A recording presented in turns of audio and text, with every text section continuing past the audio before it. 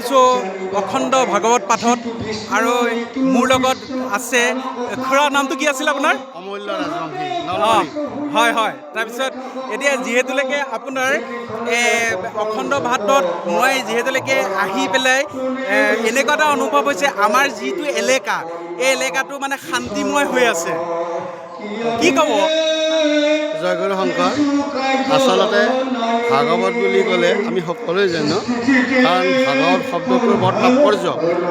কাৰণ ভাগৱত শব্দটো ভা কাৰণ ভাবুকং, ভা মানে জ্যোতি, জ্যোতি মানে পোহৰ। কাৰণ ভাগৱতৰ পাৰমাৰ্থিক জ্ঞানে আমাৰ জীৱনৰ জ্যোতি পৰিৱৰ্তন কৰে। যেনে আপোনালোক সকলোৱে জানে, ব্যাসে 4 বেদ 14 শাস্ত্ৰ লিখিও, সত্ৰপুৰাণ লিখিও তেওঁ মানে শান্ত হ'ব পৰা নাছিল। আৰু সেইকাৰণে ভগুল ভগুল মনত থকা ব্যাসক নাৰদে এটা উপদেশ দিলে, বোলে মোৰ উপদেশ কৰা ভাগৱত শাস্ত্ৰ প্ৰচাৰক গোবিন্দৰ গুণ নাম মাত্ৰ। সেইকাৰণে আমি ভা মানে ভাবিব লাগে, ভা কাৰণ ভাবুকক। কি ভাবিব লাগে? মই ক'ৰ পৰা আহিছোঁ, কিয় আহিছোঁ, অহাৰ উদ্দেশ্যনো কি? আৰু সেইকাৰণে মাধৱদেৱে নামঘৰ শেষত লিখিলে, এই ভাবুক ভাই ভজ ভগৱন্ত ভক্তি হয়, ভগৱন্তক ভজিয়া পৰম গতি হয়। আমাৰ জীৱই যদি পৰম গতি লাভ কৰিব লাগে, প্ৰথম ভাবিব লাগিব। কিন্তু আমাৰ মনত এই শুদ্ধ ভাৱনা আহিবলৈ হ'লে আমাক দুটা বস্তু লাগে, দুটা বস্তু গুৰুত্ব দিব লাগে। বোলে অন্নজনী কিছু নকৰে বিচাৰ, জাতি কুলা হইলে ভ্ৰষ্ট, বৈষ্ণৱৰ বেশা ধৰিয়া ফুৰাই বেদবন্ধ কৰি নষ্ট। এটা শুদ্ধ ভাৱনা আনিবলৈ হ'লে আমি অন্ন আৰু জনীৰ বিচাৰ লাগিব। আৰু তেতিয়া আমি এটা শুদ্ধ ভাৱনাৰে আমি ভাগৱতৰ পাৰমাৰ্থিক তত্ত্ব আমি অনুভৱ কৰিব পাৰিম। আপোনালোক সকলোৱে জানে, এই ভাল ভাৱ অহাৰ কাৰণে আমাৰ এই ভাগৱতৰ অস্ত্ৰ আহিব লাগে। কাৰণ ভাগৱতৰ অস্ত্ৰ আহিলে আমাৰ কি লাভ হয়? কাৰণ সাধু অংগ অনুসৰা শ্ৰৱণ কীৰ্তন কৰা পৰিহৰা পাষাণ্ড আচাৰ। আমি দেখাত যদিও আমি নৰ হিচাপে জন্মগ্ৰহণ কৰিছোঁ, প্ৰকৃততে আমাৰ বহুতৰ গাত এই গুণটো নাই। কাৰণ কিয় নাই? আমি দেখিছোঁ বাস্তৱত নামৰ পাছত বহুত ডিগ্ৰী লেখা যায়, তথাপিও শান্তি নাই। কিয় শান্তি নাই? আপোনালোক সকলোৱে জানে, সাম্প্ৰতিক কালত আমাৰ বহুত মানে ল'ৰা ছোৱালীয়ে নিজৰ পিতৃ মাতৃ লিখা উপাধিটো নিলিখে। কাৰণ তেওঁলোকে উপাধি পৰিৱৰ্তন কৰে। উপাধি পৰিৱৰ্তন ডাঙৰ কথা নহয়, কাৰণ কোৰ্টত এফিডেভিট কৰিলে আমি আমাৰ উপাধিটো পৰিৱৰ্তন কৰিব পাৰিম। উপাধি পৰিৱৰ্তন কৰিলে আনকি শিক্ষাই দীক্ষাই প্ৰযুক্তিবিদ্যাই বহুত আগবাঢ়ি গ'ল, বহুত পৰিৱৰ্তন হ'ল। য'ত নেকি মংগল গ্ৰহটো উপনিবেশ পতাৰ কাৰণে যোজা তাত কৰি আছে। আনকি আমি আমাৰ ঘৰখনো পৰিৱৰ্তন কৰিলোঁ। আগৰে সাধাৰণ ঘৰত আজিকালি নাথাকে মানুহে, ঘৰবিলাক RCC কৰিলোঁ। আনকি মই আগৰে চলোৱা পুৰণা গাড়ীখনো পৰিৱৰ্তন কৰি একেবাৰে বুলেট প্ৰুফ পৰ্যন্ত গাড়ী মই কিনিলোঁ। আনকি জীৱন সুৰক্ষাৰ কাৰণেও আনকি আমি বুলেট প্ৰুফ জেকেট এটা পিন্ধিলোঁ।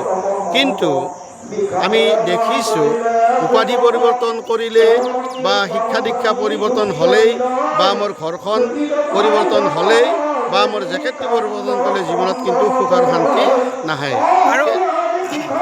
আৰু সেইকাৰণে আমি এইবিলাক পৰিৱৰ্তন কৰিলে আমাৰ জীৱনত, আমাৰ পৰিয়ালত, আমাৰ দেশত শান্তি নাহে, যেতিয়ালৈকে মই মোৰ বেয়া স্বভাৱবিলাক পৰিৱৰ্তন কৰিব নোৱাৰিম। আৰু তেতিয়ালৈকে কিন্তু এইবিলাক পৰিৱৰ্তন আমাৰ জীৱনত শান্তি নাহে।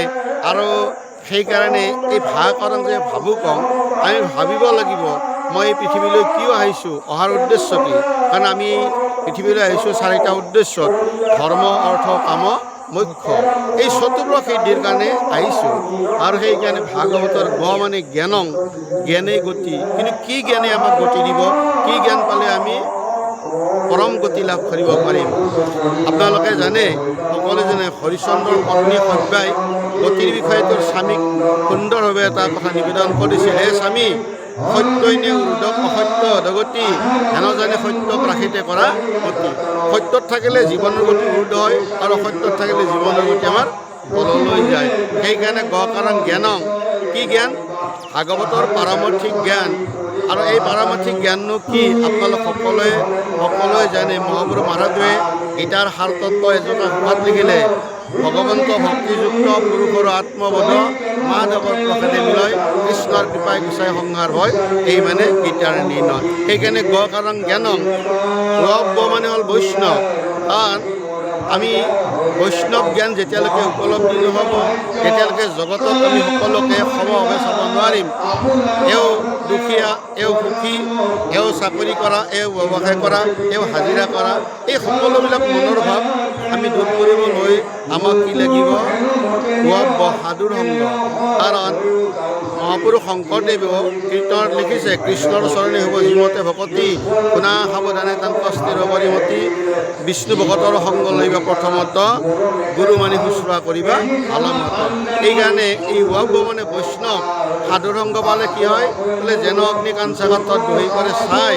পাপীয় নিষ্ঠা পায় সাধুৰ সংগ পায় আৰু যেতিয়া ত মানে তত্ত্ব দৰ্শনম কি তত্ত্ব বোলে সমস্ত ভূতৰ আছোঁ মই হৃদয়ত তত্ত্ব নাপাই মোক বিচাৰে বাহিৰত ভগৱন্ত মই হৃদয়ত আছে কি ৰূপে বায়ু স্বৰূপে ইষ স্বৰূপে হৰি হ'ব গাতে বৈ চল তুমি ভক্ত কল্পটোৰ বাহিৰে ভিতৰে গুৰু ভগৱন্তই ভকতৰ কল্পটোৰ হিচাপে বায়ু স্বৰূপে আমাৰ শৰীৰৰ বাহিৰত আছে ভিতৰত আছে কিন্তু সেইদিনা আমাৰ দুৰ্ভাগ্য আমাৰ আহে যিদিনাই আমাৰ বাহিৰৰ বায়ু ভিতৰৰ বায়ুৰ লগত কানেকশ্যনটো কাট হৈ যায় আৰু তেতিয়া এই ডে টু ডে হৈ নাথাকে সেইকাৰণে তৰণৰ উপায় হ'ল শৰণ আমি যেতিয়ালৈকে ভগৱানৰ পদপদ্মত আমি আশ্ৰয় ল'ব নোৱাৰিম শৰণাপন্ন হ'ব নোৱাৰিম তেতিয়ালৈকে জীৱে কৰিব নোৱাৰে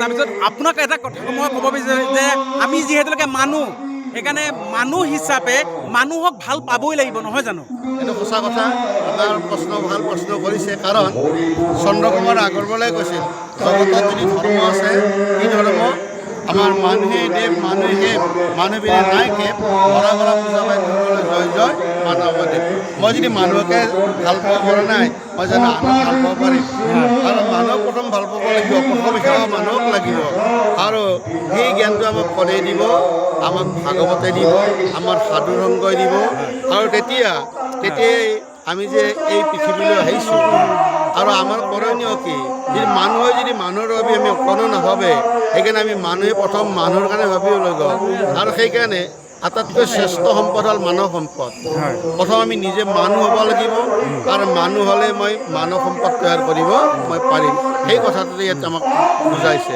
সেইকাৰণে আমি প্ৰথম মানুহে মানুহক ভাল পাব শিকিব লাগে এইটো জগতৰ আটাইতকৈ শ্ৰেষ্ঠ ধৰ্ম আপুনি ভাগৱত ব্যাখ্যা কৰি থাকোঁতে যে মানুহে মানুহক দুখ দিয়া কথাটো কৈছে যে মানুহে মানুহৰ নিজৰ কামত ব্যস্ত থাকিব লাগে কিন্তু কিছু মানুহে দুখ দিয়ে কালি মই ভাগৱত ব্যাখ্যা কৰি থাকোঁতে মই শুনা পাইছোঁ কি ক'ব আচলতে আমি ভাবোঁহে অমুকে অমুকক দুখ দিলে অমুকে অমুকক কষ্ট পালে আচলতে এইবিলাক শাস্ত্ৰমতে আমি আমাৰ কৰ্মৰ ফলত ভুগিব লাগে আপোনালোক সকলোৱে জানে কাৰণ দুৰ্যোধনে মানে তেওঁলোক পাণ্ডৱসকলক মনত বহুত দুখ দিছিল কাৰণ লাৰ ঘৰ আজি পৰি মাৰিব বিচাৰিছিল অভিমন্যুক মানে তেওঁৰ ভিতৰত সোমাই সপ্তৰ্থে বেৰি বেৰি মাৰিছিল আৰু অন্যভাৱে পাশা খেলি তেওঁলোকক বনত দিছিল এই যে এদিন তেওঁলোকে কষ্ট দিলে দুৰ্যোধনে আৰু সেইকাৰণে পিছত কি হ'ল তেওঁ কুৰুক্ষেত্ৰ যুদ্ধত তেওঁলোকে সেই কষ্ট পাব লগা হ'ল আৰু আপোনালোকে জানে এটা কথা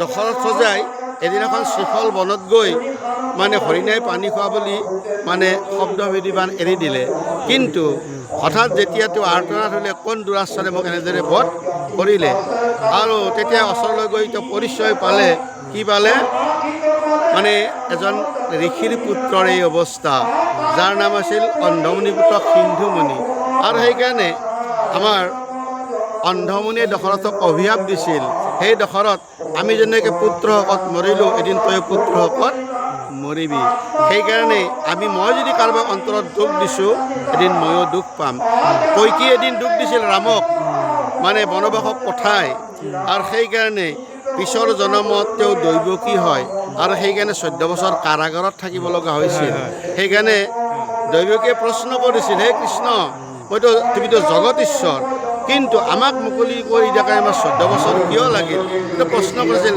হাঁহি মাৰি কৃষ্ণই ক'লে হে আই আপুনিতো তেতাৰ যুগত কৈকি আছিল, আপুনি ৰামক 14 বছৰ বনবাস দিছিল আৰু সেইকাৰণে ইয়াত দাপৰ যুগত আপুনি 14 বছৰ মানে কাৰাগাৰত থাকিব লগা হ'ল। আৰু মই আপোনাক এটা কথা কৈছোঁ, যিহেতুলৈকে ধৰি লওক যিহেতুলৈকে আত্মাৰ মৃত্যু নাই নহয় জানো, সেইকাৰণে আত্মাটো যিহেতুলৈকে হেলটো দেহাটোহে মানে জ্বলাই দিয়ে নহয় জানো, আত্মাটো অমৰ, আত্মা এটা গন্তব্য স্থানত গুচি যায়। ক'ত যায় বাৰু এইটো? আমাৰ আত্মা বুলি ক'লে আত্মা 5 প্ৰকাৰ: জীৱাত্মা, পৰমাত্মা, আত্মৰাম, ৰামেশ্বৰ বা হুতাত্মা। কাৰণ জীৱে কৰ্ম অনুযায়ী মানে স্তৰবিলাক যায়। মানে যেতিয়া আমাৰ আটাইতকৈ শ্ৰেষ্ঠ আত্মা নাজানো আমি আত্মৰামত প্ৰৱেশ কৰিম, তেওঁ ভগৱন্তৰ লগত লীন যাম।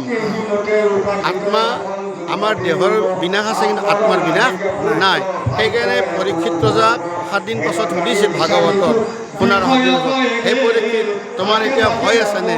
তেতিয়া পৰীক্ষিতে ক'লে মোৰ এতিয়া ভয় নাই। বোলে কিয় ভয় নাই? বোলে মই 7 দিন ভাগৱত শুনি বুজিলোঁ দেহৰে বিনাশ আছে, আত্মাৰ বিনাশ নাই। গীতাত সেই কথাখিনি ক'লে এডাল জোকে যেতিয়ালৈকে আন এডাল তৃণ নাপায় তেতিয়ালৈকে কিন্তু এৰি নিদিয়ে, আন এডাল তৃণ পালেহে এৰি দিয়ে। ঠিক তেনেদৰে আমাৰো আত্মাই মানে এটা দেহৰ পৰাই গৈ আন এটা দেহত স্থিতি লাভ কৰে। এই কথা আপোনালোক সকলোৱে জানে, কাৰণ পদ্মপুৰাণত ধুনীয়াকৈ আমাক লিখি থৈ দিছে 11 দিনলৈকে আত্মাটোৰ মুক্তি লাভ নহয় আৰু 11 দিনৰ পাছতহে ইয়াৰ হিচাপ নিকাচ হয়। কৰ্মফল অনুযায়ী তেওঁ ক'ত যাব, কেৰি কৰিব, এইবিলাক চব নিজৰ কৰ্মফল। সেইকাৰণে কথাতে কয় বিধিৰ লিখন নাযায় খণ্ডন। আজি জগতত যে আমি কষ্ট পাইছোঁ কিহৰ কাৰণে? একমাত্ৰ আমাৰ কৰ্মফলৰ কাৰণে। কথাতে কয় যেনে কৰ্ম আমাৰ তেনে ফল। আমি যেনেকৈ কৰ্ম কৰিম সেইমতে ফল আমি লাভ কৰিব পাৰিম। সেইকাৰণে আমি আত্মজ্ঞান জানিব লাগিব। আপোনালোক জানে আমাৰ ভাগৱতৰ 3য় স্কন্ধত মানে কপিল প্ৰভুৱে মাতৃ ব্যৱহূতিক এই কথাখিনি বুজাইছিল। সেইকাৰণে কপিল ভগৱন্তৰ এটা অৱতাৰ। কপিলে আমাক কি জ্ঞান দিলে? তেওঁ জগতত 2টা জ্ঞান দিলে। এটা হ'ল সাংখ্যযোগ বা আত্মযোগ, আত্মজ্ঞান, আৰু এটা হ'ল ভক্তিযোগ। আত্মজ্ঞান নাজানিলে ভক্তিযোগ পূৰ্ণাংগ নহয়। আত্মজ্ঞান হৈছে সমস্ত ভূততে আছো মই হৰি, সবাক মানিবা বিষ্ণু বুদ্ধি কৰি। কাৰণ যত জীৱ জংগম কীট পতংগম অগণগ জগত এৰি কায়া। আমি এইবিলাক, কাৰণ আমি সকলোবিলাক ভগৱন্তৰ অংশ। মানে তুমি নিত্য নিৰঞ্জন নাৰায়ণ, আমি অংশ তোমাৰ। আমি ভগৱন্তৰ অংশ জীৱাত্মা হিচাপে আছোঁ। জীৱত আছোঁ কাৰণে জীৱাত্মা বুলি কোৱা যায়। এতিয়া আপুনি বা মই যদি কাৰোবাক মনত কষ্ট দিছোঁ, তেতিয়াহ'লে আত্মাই কষ্ট পায়। আত্মা কষ্ট মানে ভগৱন্তই কষ্ট পায়। আত্মাক দুখ দিয়া মানে ভগৱানক দুখ দিয়া। সেইকাৰণে ভগৱন্তে সকলো সহ্য কৰে, কিন্তু আত্মাক দুখ দিয়াজনক কেতিয়াও ভগৱন্তই সোধাই কেতিয়াও নেৰে। সেইটো আটাইতকৈ ডাঙৰ কথা। সেইকাৰণে আমি কাকো কেতিয়াও আত্মাত দুখ লগাকৈ আমি কাকো একো ক'ব নালাগে। এইটো ভাগৱতৰ সিদ্ধান্ত। কৃষ্ণ। ঠিক আছে, হ'ব, ধন্যবাদ। কৃষ্ণ। হ'ব।